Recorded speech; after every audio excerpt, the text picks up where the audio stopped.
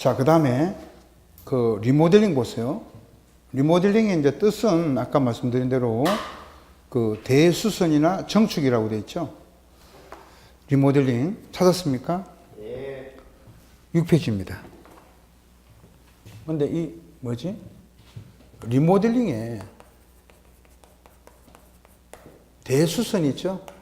올해 시험에 나왔는데 정축하고 대수선 두 가지가 다 이제 물론 이 대수선도 건축법에서 나오고요. 정축도 건축부상 개념이에요. 예. 근데 리모델링은요. 건축법의 개념이 아니에요, 이거는. 물론 건축법에도 나오긴 나오는데 주된 리모델링의 뜻은 아무튼 이제 대수선 정축인데 대수선은요. 경과기관이 대수선을 하기 위한 대수선만을 위한 리모델링을 하기 위한 기간은 경과기간이라 그러는데 경과기간은 10년 이상만 돼도 돼요. 그거는 10년 이상. 그게 무슨 말이냐면은 준공검사 받았잖아요. 사용승인. 건축법에서는 사용승인이 되고 준공검사를 앞으로 말이죠. 건축법에는요. 준공검사를 뭐라 부르냐면요. 사용승인이라고 부르고 근데 주택법에는요.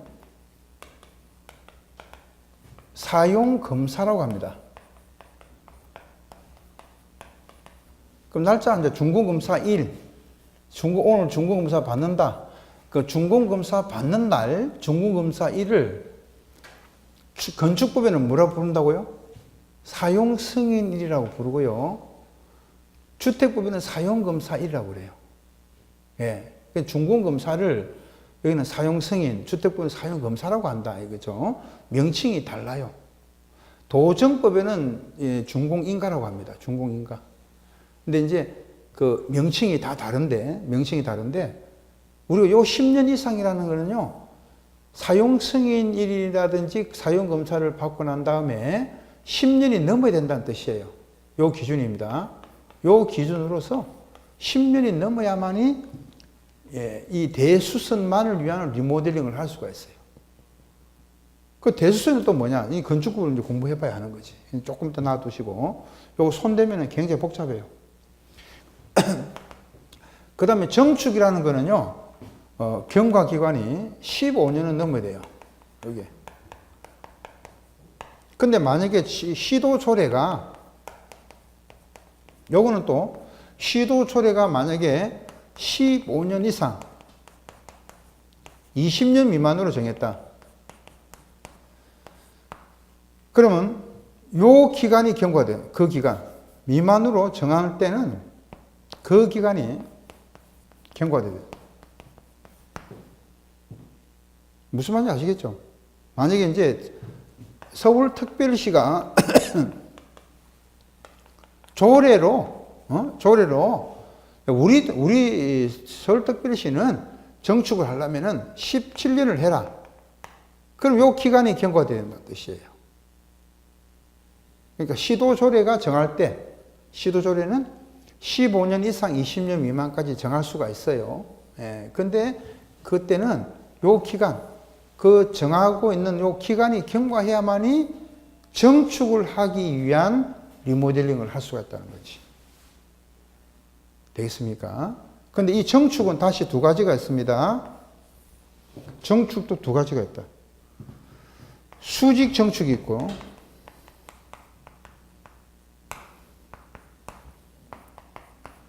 수평 정축이 있어요.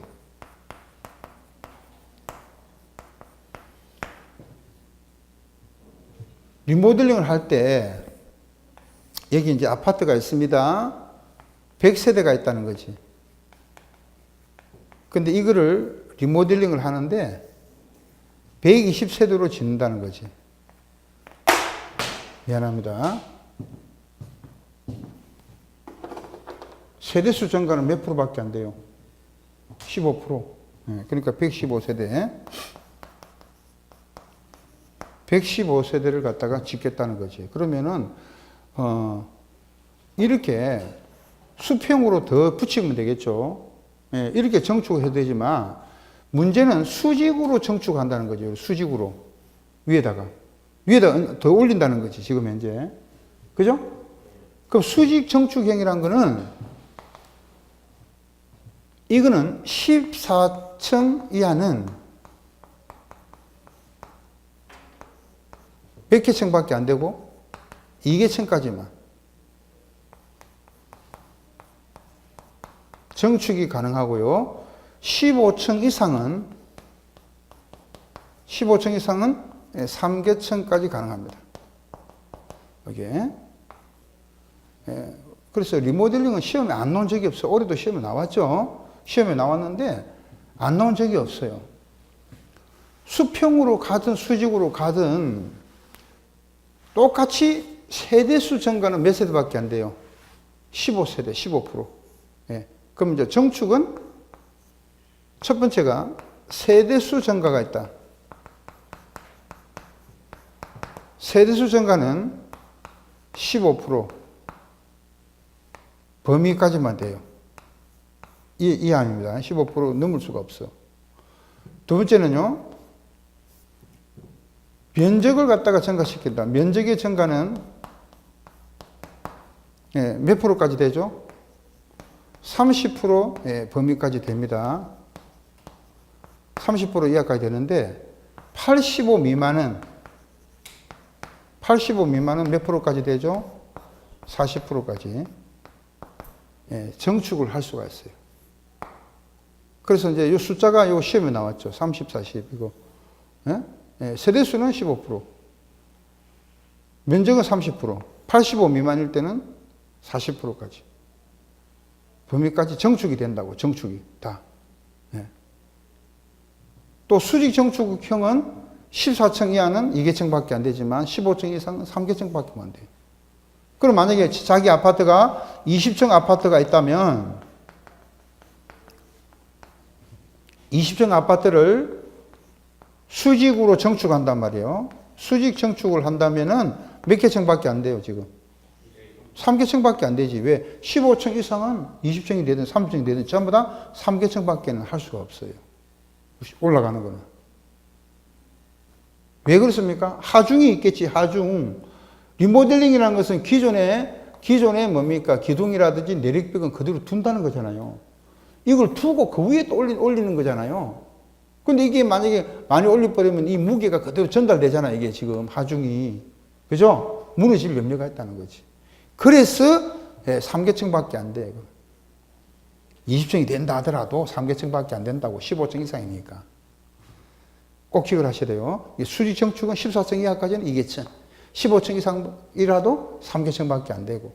세대수는 15%. 면적은 85 미만은 주거전용 면적 기준입니다. 주거전용 면적이 85 미만은 40%까지.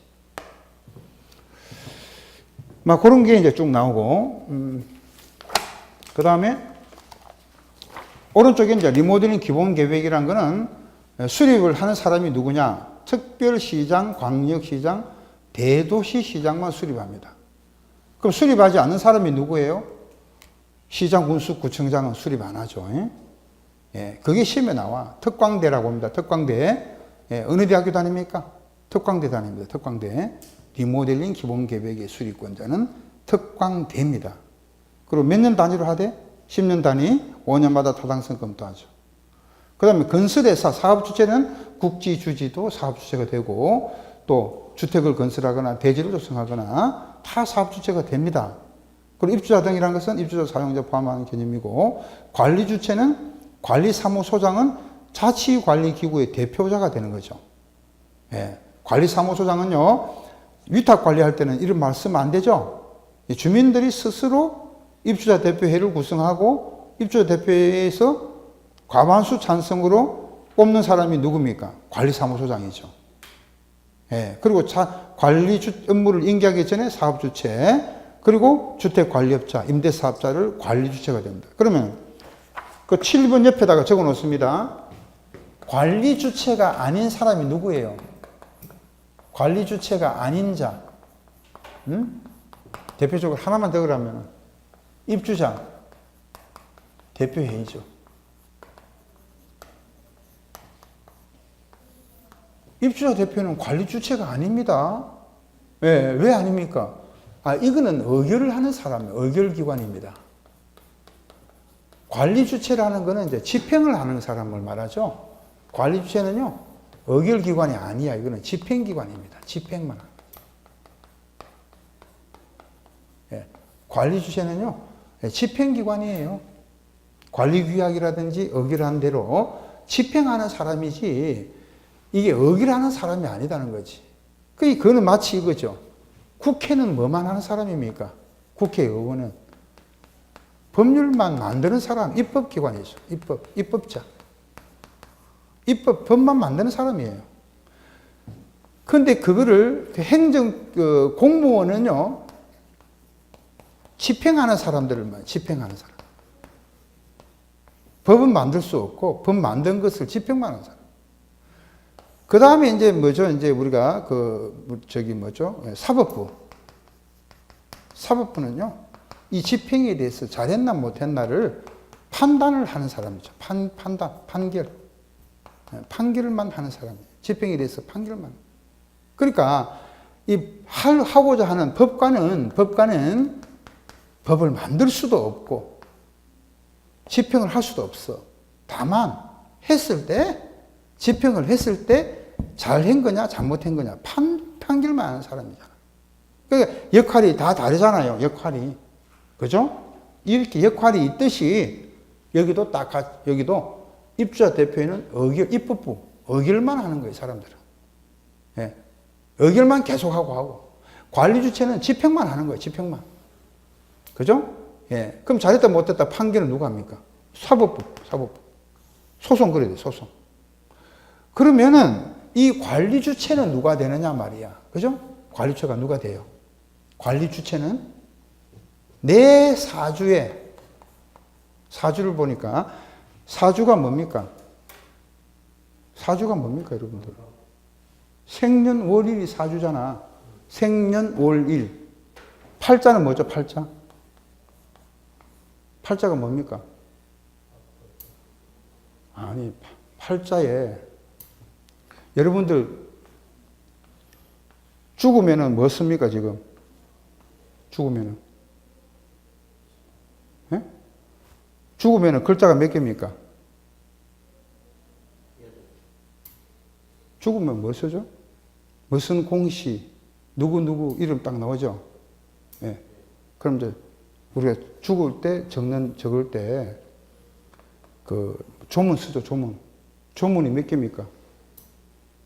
형고, 학생 뭐 이렇게 좀 나오죠? 그게 몇 글자? 지방 쓸 때. 그게 8글자잖아, 8글자. 그래서 팔자예요, 지금. 팔자입니다.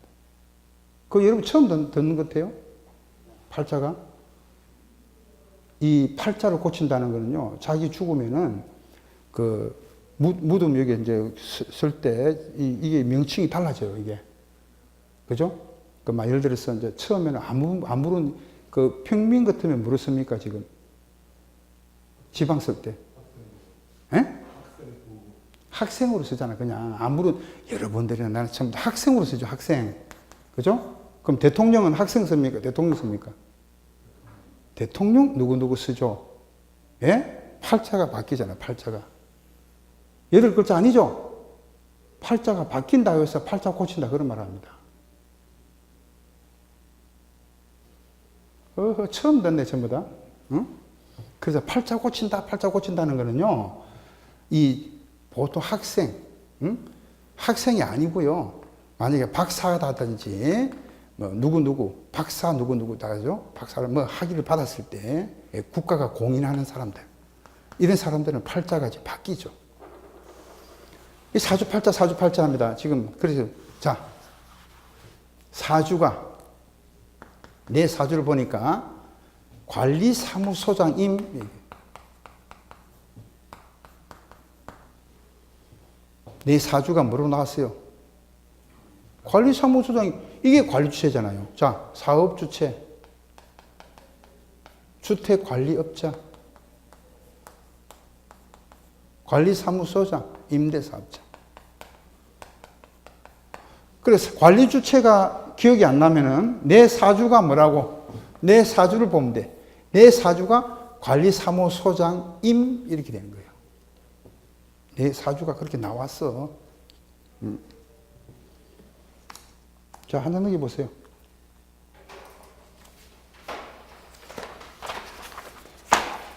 그 다음에 주택의 건설인데요. 사업 주체는 이제 등록을 하는 사람도 있고 등록을 하지 않는 사람도 있어요. 그럼 등록을 하는 사람과 비등록 사업자가 있는데 등록하는 사람은 등록의 규모가 얼마 이상이 됐을 때 등록해야 되느냐? 대지 조성 사업이라는 거는요. 땅을 민다 이거예요. 땅만. 그러니까 여러분들 이런 줄 아냐? 이게 논밭이죠. 논밭을 가만히 두면 여기다가 아파트 지을 수 있습니까? 못 짓습니다. 어떻게 해야 돼요? 트랙터로 밀어, 여기 트랙터, 불도저이죠, 불도저. 트랙터가 아니고 불도저. 불도저로 확 밀어가지고 이 토목공사를 반듯반듯하게 해야 되는 거 지금. 예? 이 사업을 뭐라고 하냐? 대지를 조성하는 사업이라 그래요. 땅을 조성한다 이 말이죠. 대지를 조성하는 사업이다. 예. 그리고 우리가 주택을 건설하거나 주택법에는 대지를 조성하거나 주택을 건설하는 것 두 개 중에 하나가 사업이라고 합니다. 그럼 이 사업의 주체는 대지 조성 사업은 얼마 이상 할 때 등록한다는 거예요. 10,000제곱미터 이상, 1만 이상. 1만 이상 될 때. 그 다음에 주택은 단독은 몇 개 이상? 20호 이상. 공동은요? 20세대 이상인데 도시형 생활주택은 합해가지고 아무튼 30세대 이상일 때 사업계획 승인 받습니다. 등록을 할 수 있습니다. 그러면은 등록 규모가 대지는 얼마 이상? 10,000. 주택은 20호나 20세대 이상인데 도시형 생활주택은 합해가지고 얼마 이상? 30세대 이상일 때 등록을 한다는 거죠. 근데 이제 등록을 누구한테 하러 가냐? 그 밑에 놓습니다. 등록기관은 누구한테 등록하죠? 국토교통부 장관한테 등록을 하고 등록사항에 변경이 있으면은 30일 안에 신고만 하면 돼요, 이제. 그죠? 등록 사유가 변경이 됐다. 등록했는데 등록을 또 변경한다. 그죠? 30일 안에 신고해야 돼요. 그 다음에 반드시 말소되는 거는 거짓과 부정한 방법으로 등록했을 때 등록증을 다른 사람한테 대여 빌려줬을 때는 반드시 말소를 한다는 거예요. 그리고 등록이 말소된 후에 몇 년이 지나지 않으면은 2년이 지나지 않으면은 등록을 할 수가 없다는 거지. 자, 그러면 이거 잘 들으셔야 되는데요.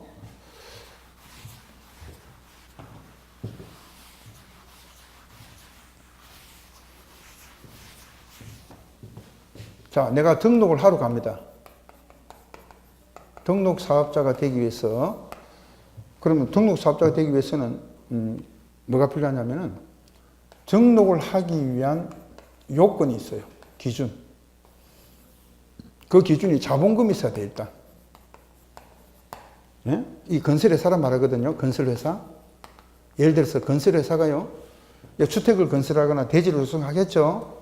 그러면 자본금이 얼마 이상 있어야 됩니까? 자본금은요, 개인과 법인이 있어요. 개인은 6억 원 이상 있어야 돼요. 이때는 개인은 자산평가액으로 따집니다. 자산평가액이라는 거는요, 현금이 없어도 되죠. 고정자산 있어도 내가 집이 한 채 있는데 6억이 넘는다. 그럼 된다는 거지. 그 다음에 법인은 자산평가액으로 따지는 게 아니에요. 그냥 3억 원 이상. 그럼 자본금이 일단 있어야 되고요. 그 다음에 기술 인력, 기술 능력이 구비가 돼야 되는데 이 기술 능력이 뭐냐면은 우리가 이제 대지를, 땅을 조성하는 사업은 토목 관련 기술자가 있어야 돼요. 누구요? 토목 관련 기술자. 그냥 이렇게 하시면 돼요. 그냥 토목 관련 기술 자격이 있는 사람 1명 이상이 있어야 돼요. 확보해야 되고, 전문가가 있어야 된다는 뜻이에요. 전문가. 그 다음에 이제 주택을 건설한단 말이죠. 주택 건설 사업을 하겠다. 그러면은 땅을 조성할 때도, 땅을 조성할 때는 토목이지만 주택은 건축이죠, 이제. 건축 관련 기술자를 1명 이상을 확보해야 된다. 확보해놔야 된다는 거지. 그럼 이 기술 능력만 구비해서 되느냐? 아닙니다. 사무실이 있어야 돼요.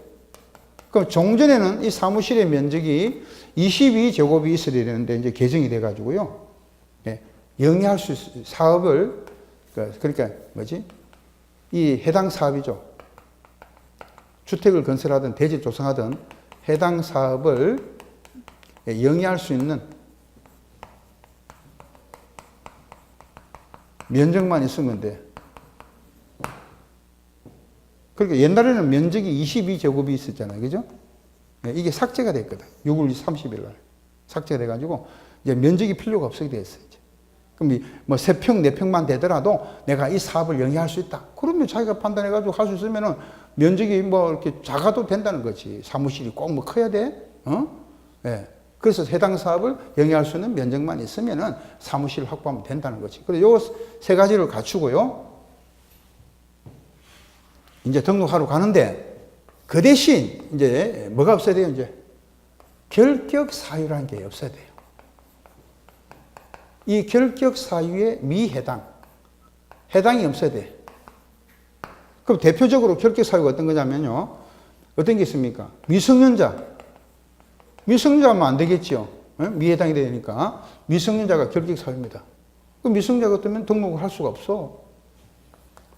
피성년 후견인,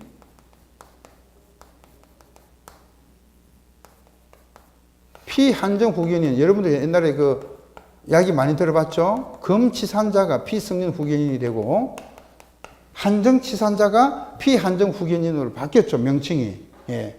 둘 다 이제 정상적인 사람이 아니다는 뜻이에요. 둘 다. 그럼 둘 다 정상적인 사람이 아닌 것인데 법원으로부터 판결을 받았어요. 이런 사람들은 결격이 돼가지고 등록할 수가 없어요. 그럼 이거 말고도요, 파산자로서 복권이 되지 아니한 자, 이런 거. 또 금고 이상, 해당되는 법률에 금고 이상의 행위 선고를 받고 그 종료 끝나더라도 2년이 지나지 아니한 자. 금고 이상의 행위 선고를 받고 집행유예 기간 중에 있는 자, 이런 거. 기간 중에 있는 사람. 이런 사람들이 바로 결격사유라. 금고 이상의 행위 선고를 받고 종료가 되더라도 2년이 지나지 아니한 자, 금고 이상의 행위 선고를 받고 집행유예 기간 중에 있는 사람. 이런 사람들이 아직까지는 유예 기간 중에 있으니까 안 되는 거지. 이런 사람들은 결격사유란 말이죠. 또 이런 결격사유에 해당되는 법인이 있었느니 해당되는 임원이 있는 법인도 안 되겠죠. 그래서 아무튼요, 만약에 또 하나 더 있지. 등록이 말소가 됐는데 잘못해가지고 2년이 지나지 아니한 자. 2년이 지나지 아니한 자. 이런 사람도 결격사유예요. 그러니까 이런 결격사유가 없어야 된다는 거예요. 그러면 이제 없으면 어디로 가야 돼요? 어디로 가야 돼요? 국토장관한테 가야 되겠죠. 국토교통부 장관한테 이제 등록을 신청하는 거예요. 등록 신청하러 왔습니다. 그래요? 봅시다. 등록권 돼 있네? 결격사유 없네? 좋아요. 아저씨한테 등록증을 주겠습니다. 그럼 등록증을 받았을 때 저 사람을 뭐라고 합니까? 등록사업자가 되는 거예요. 오늘부터 나는 등록증을 교부받은 사람을 등록사업자가 되는 거예요.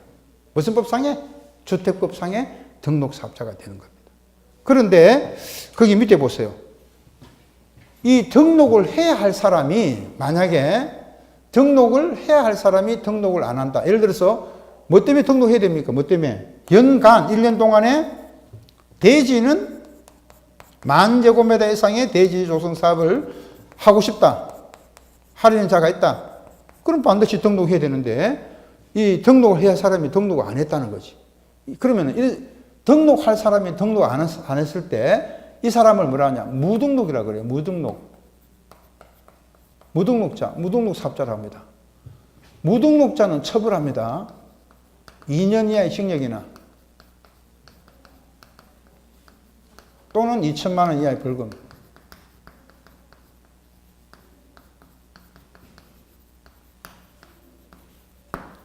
여기 중요합니다. 무등록자는 등록을 해야 할 사람이 등록 안 하고 있다. 그러니까 대지는 10,000제곱미터 이상이고 주택은 얼마?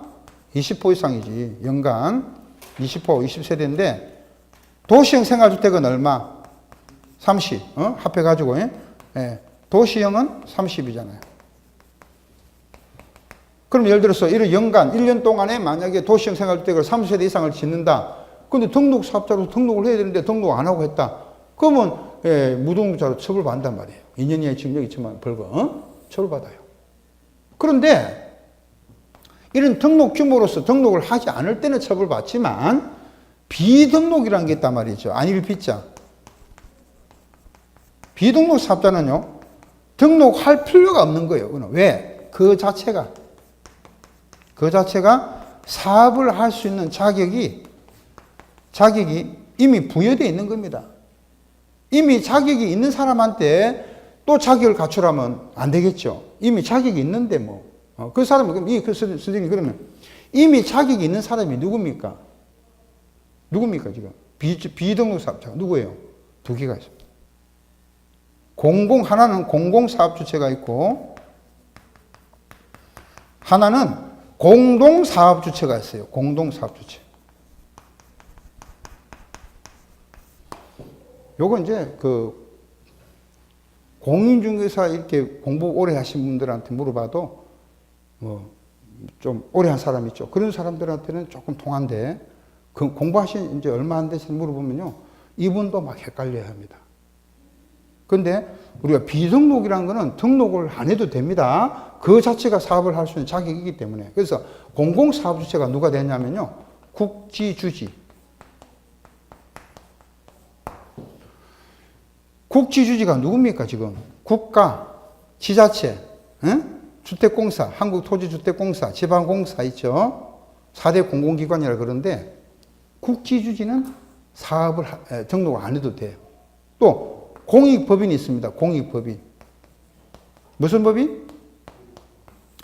공익법인은요, 한국사랑의 집짓기 운동연합회라는 게 있어요. 한국사랑의 집짓기 운동연합회. 대표적으로, 그러니까 무주택자들한테 공짜로 주택을 건설해주는 사람들입니다. 이 사람들이 이제 한국사랑의 집짓기 운동연합회라는 사람들인데, 이런 사람들을 우리가 공익법인이라 그래요. 이 사람들을. 공익법인. 그럼 공익법인은 공짜로 지어줘야 되는데 20개, 20개 이상 짓는다고 해가지고 등록을 해라 말이야. 그럼 이 사람들이 뭐 번거로워서 하겠습니까? 안 하지. 그러니까 아저씨들은 뭐 그냥 집 없는 사람들을 위해서 그냥 공짜로 집 지어주는 거니까 아저씨들은 등록 안 해도 됩니다. 그냥 빼주겠습니다. 이거지. 예. 그래서 국가, 지자체, 주공, 지방공사가 20개나 만제곱미터 이상을 도시형을 30세대 이상을 건설한다. 1년 동안에 연간.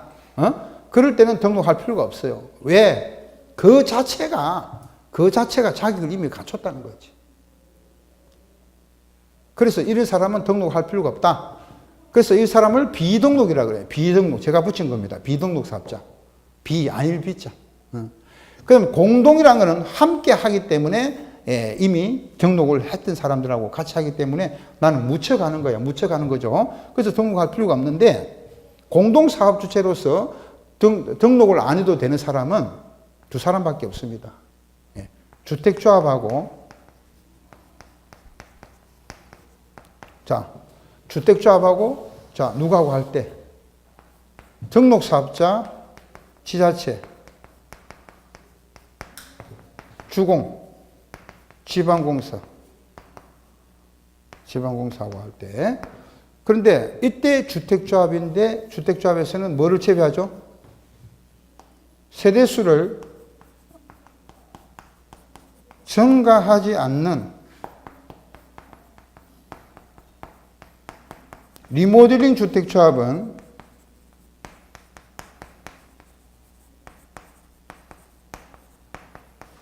제외된다.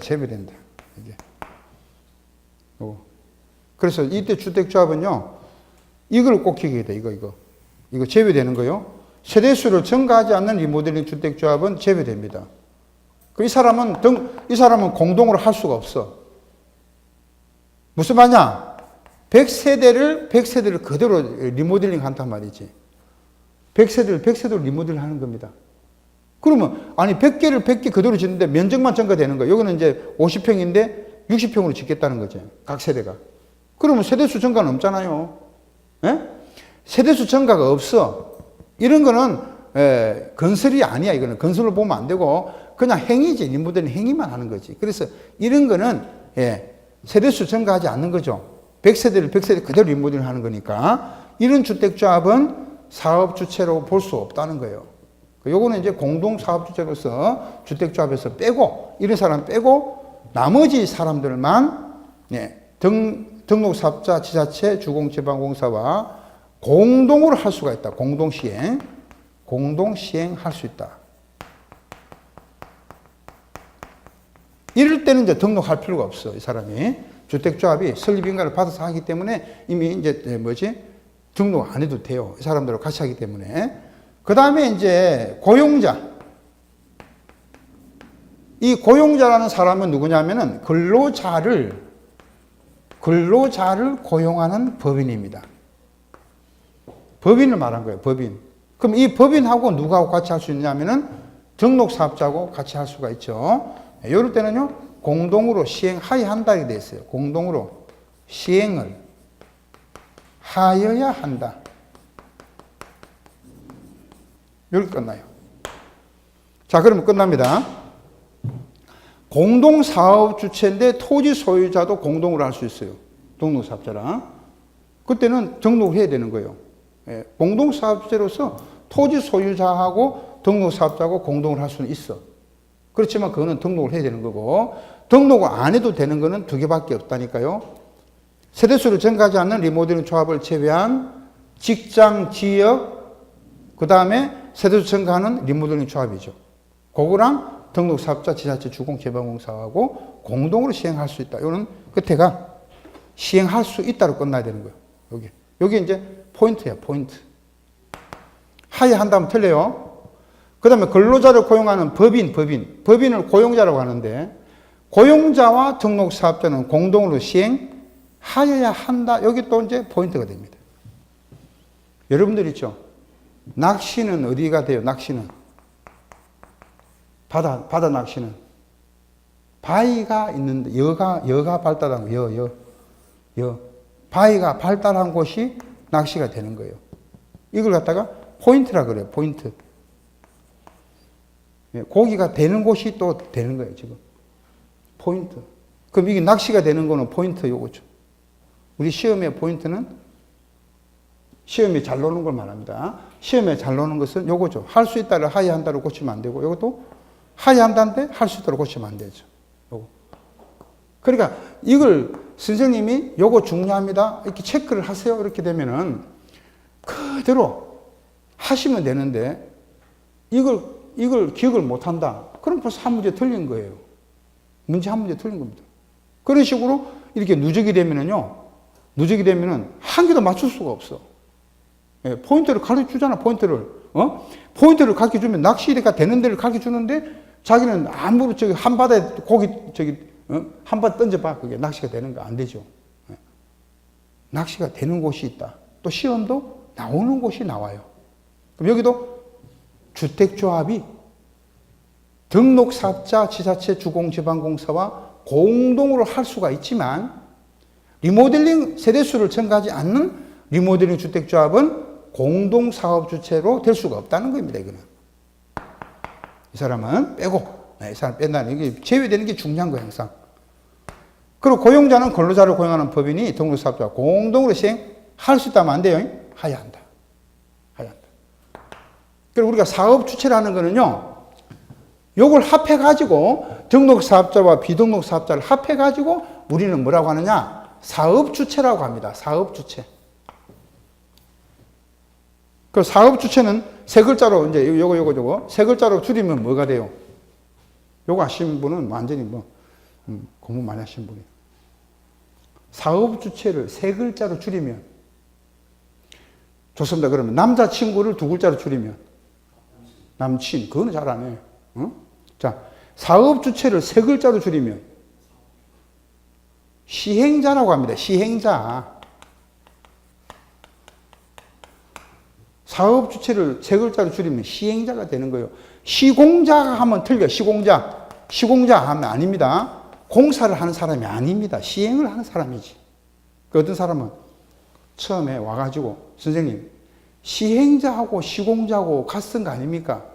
벌써 그렇게 넣으면 머리 아픕니다. 설명하기가. 시행자는 그 시행을 하는 사람인 거예요. 그럼 건축을 하는 사람이 내가 시행을 한다. 조합도 시행자가 될 수가 있어요. 근데 조합 보고 네가 공사해라 하면 못 하잖아. 시공자는 공사하는 사람이고, 공사, 건설공사.